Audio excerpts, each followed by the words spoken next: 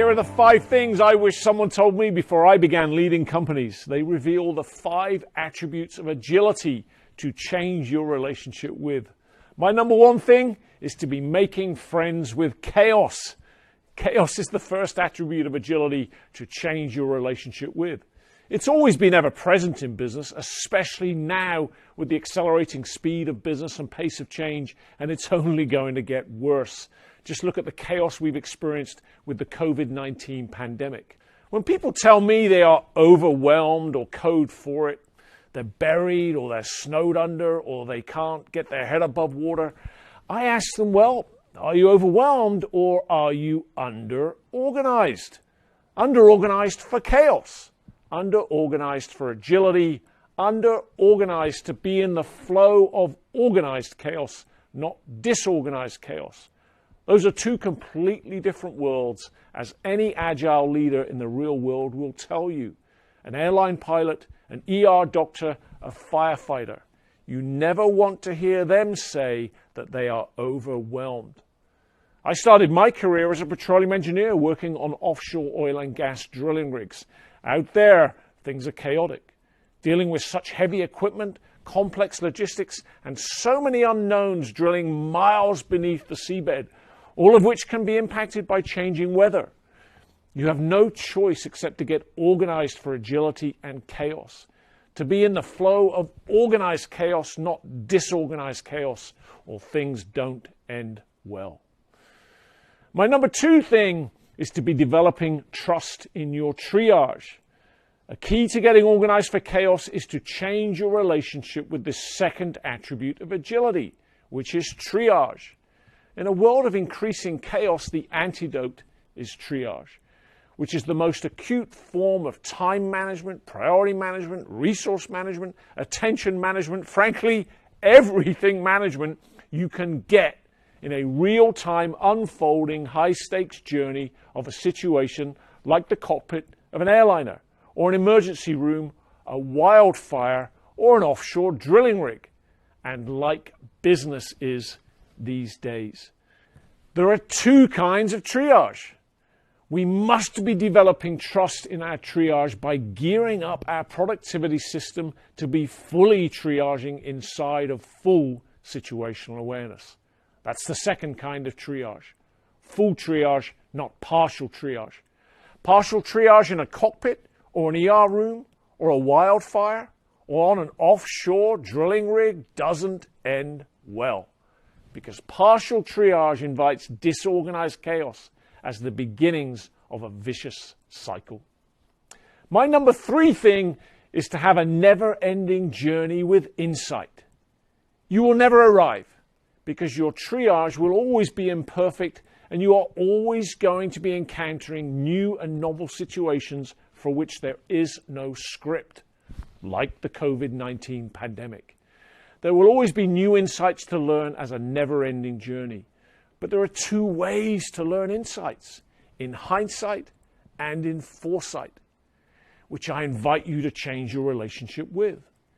Hard as it may be to accept, learning in hindsight means somehow or other our triage had gone partial, to some degree, with partial situational awareness, allowing disorganized chaos to seep back in. And dealing with that crisis can distort our partial triage and situational awareness even further, which means we may not see the next crisis taking shape in foresight, and it will soon be here in hindsight. And so a vicious cycle can take root. That's not how you want an emergency room to be when you show up in need. Which brings us to one of my favorite topics of all, and my number 4 thing of embracing luck. Let's be clear. Luck is huge in agility, in business and in life.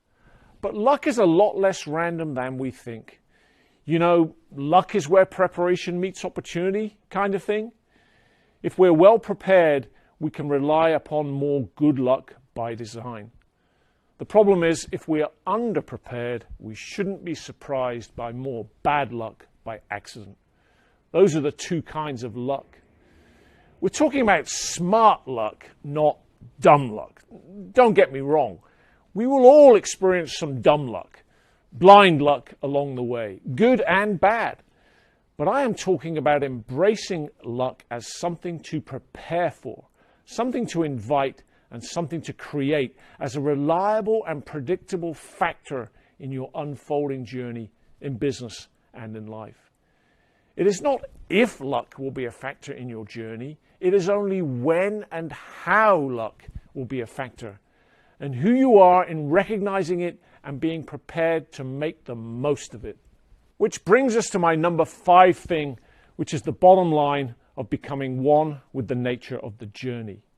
Getting oriented to the journey as one of flow, with the agility required, which requires us to change our relationship with these 5 key attributes of agility: chaos, triage, insight, luck, and the nature of the journey itself.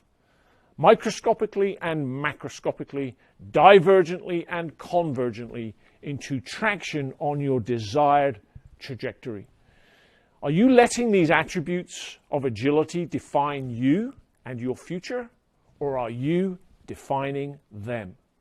Nothing will put you into wheelspin and derail you from your desired trajectory faster than disorganized chaos, partial triage, learning in hindsight, and bad luck by accident, all of which can easily become a self-defeating vicious cycle and downward spiral feeding upon itself. Changing your relationship with these key attributes of agility to organized chaos, full triage, learning and foresight, and good luck by design can easily become a self-fulfilling, virtuous cycle and upward spiral feeding upon itself. For sure, you'll have worse days when you feel like things have melted down, feeling like a whitewater ride. You're holding on tight, going with the flow, deftly putting an oar in the water here and an oar in the water there, where you can to steer the flow. And with a bit of luck, you'll come out the bottom with the boat still the right way up.